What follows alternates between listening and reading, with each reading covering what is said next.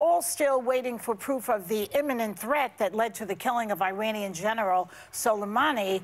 The House voted to limit Trump's war powers yesterday. So, of course, he acted out last night at a rally in Ohio. Watch. He was a bloodthirsty terror, and he's no longer a terror. He's dead. And yet now I see the radical left Democrats have expressed outrage over the termination of this horrible terrorist. So, you know, these are split-second decisions. You have to make a decision. So they don't want me to make that decision. We didn't have time to call up Nancy, who is not operating with a full deck. Okay, Nancy's not playing with a full deck? This is the guy who thinks windmills give you cancer. And yesterday he said, you know, he sent out a tweet basically taking credit for pretty much curing cancer, saying that that cancer has gone down, and, you know, isn't it great news out of this administration? The guy who denies science. So do you think I'm just really thankful that between playing golf and attacking 16-year-old climate activists, he had time to cure cancer. Yes, right.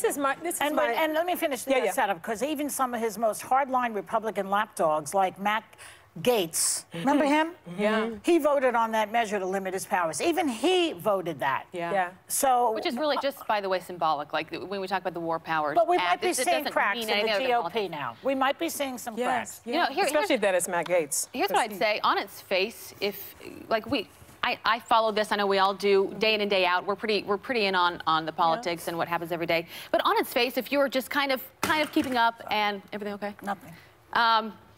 You see that the economy is still at a 50-year low unemployment, and then you also see that the president killed a terrorist. Those are all on its face. Those can be positive, and there are a lot of people that see that as such.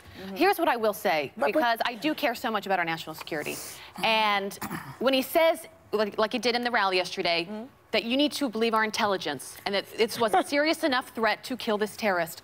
Like I said yesterday, normally I would, because I think we should always trust our intelligence community for the most part. But he never does. It's always the opposite, but here's the thing. He said not too long ago that we shouldn't trust our intelligence community. That's where I struggle. And also on the Nancy Pelosi thing, when he says she would have spilled the beans or she would have shared the information if I'd called her, he was also on the front lines tweeting out, trying to get the whistleblower's name public. So I think this is why a lot of people are struggling, is you just want consistency. You just want to know that you can trust what you're hearing from the president, and that's where I am really having a tough time. I can't trust it because, look, one of the issues has been that he is a pathological liar. True.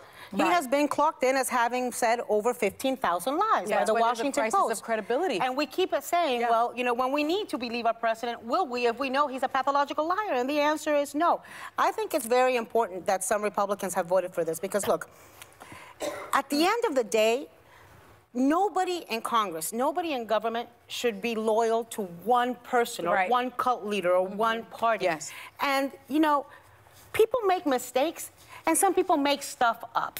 Let us remember, you know, the weapons of mass destruction. It is government's duty, it is Congress's duty to ask the tough questions, to demand the intelligence, to demand the good briefings. They can't just rubber stamp something because it's a guy from their own party.